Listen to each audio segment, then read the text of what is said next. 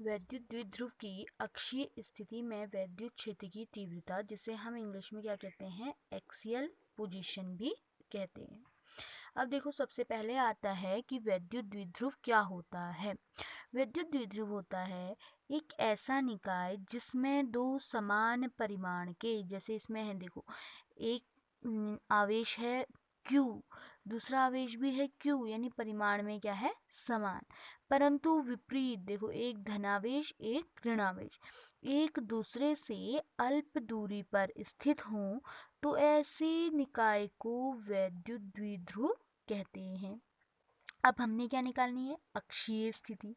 अक्षीय स्थिति एक ऐसी स्थिति होती है जो किसी भी निकाय के, किसी वैद्युत द्विध्रुव के निकाय के अक्ष पर बात की जाए, जैसे ये इसका अक्ष है। अब क्या है, देखो कि मान लेते हैं ए बी एक वैद्युत द्विध्रुव है जिसके बिंदु ए पर -q तथा बिंदु बी पर क्या है, +q आवेश स्थित है।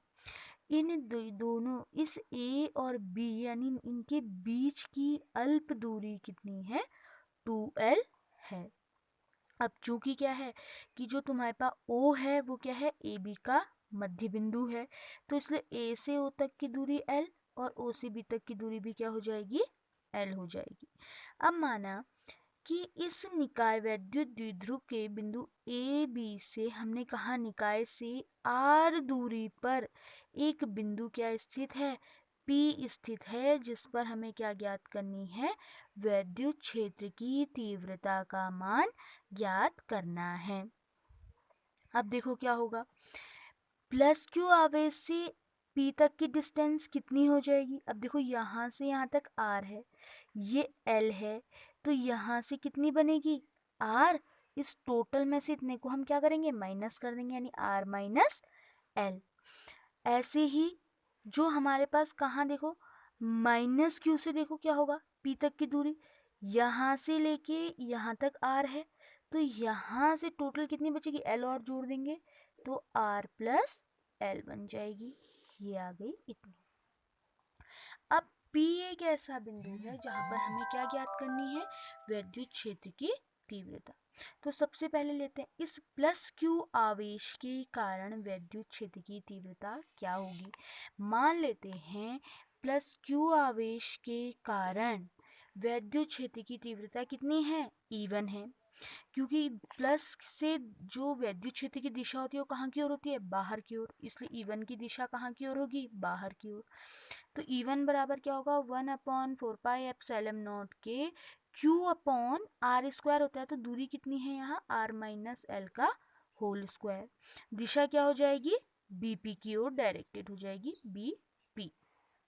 ऐसे ही मान लो -q आवेश के कारण जो हमारे पास क्या है, वैद्युत क्षेत्र की तीव्रता है वो कितनी है, E2 है। E2 है तो -q आवेश के कारण तो क्या होगा, देखो 1/4πε0 के Q/r प्लस l का होल स्क्वायर। अब माइनस से दिशा कहाँ की ओर होती है, अंदर की ओर, तो इसकी दिशा क्या हो जाएगी, PA हो जाएगी। अब क्योंकि ये कैसी राशि है, सदिश राशि है, तो सदिश राशि में हम क्या निकालते हैं, उसकी परिणामी तीव्रता की बात करते हैं। तो परिणामी तीव्रता E किसके बराबर होगी, E1 माइनस E2, क्योंकि दो सदिश परस्पर किस दिशा में, विपरीत दिशा में। अगर दो सदिश एक दूसरे के साथ विपरीत दिशा में होते हैं तो हम उन्हें क्या करते हैं, घटा देते हैं। तो E इक्वल्स टू किसके हो जाएगी, E1 माइनस E2।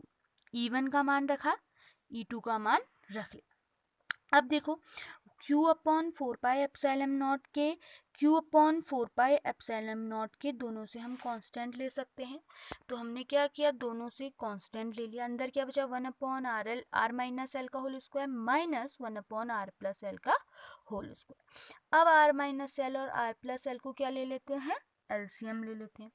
एलसीएम लेंगे तो क्या होगा, ये वाला ऊपर जाएगा, नहीं r प्लस l का whole square minus r minus l का होल स्क्वायर। अब सॉल्व करेंगे तो r प्लस l कैसा बन रहा है, a प्लस बी का होल स्क्वायर। क्या होता है formula, a² plus b² plus 2ab। ऐसे ये क्या बना, a माइनस बी का होल स्क्वायर। तो खोलेंगे R square plus L square plus 2rl minus R square plus L square minus 2rl। नीचे अभी ऐसी रहने दो। अब देखो क्या करो, माइनस से इंटू कर दो अंदर, तो माइनस प्लस वाले माइनस हो जाएंगे और माइनस वाला plus. R square plus L square plus 2rl, ये माइनस माइनस हो गए थे तो ये दोनों आपस में कट जाएंगे, प्लस 2rl और प्लस 2rl।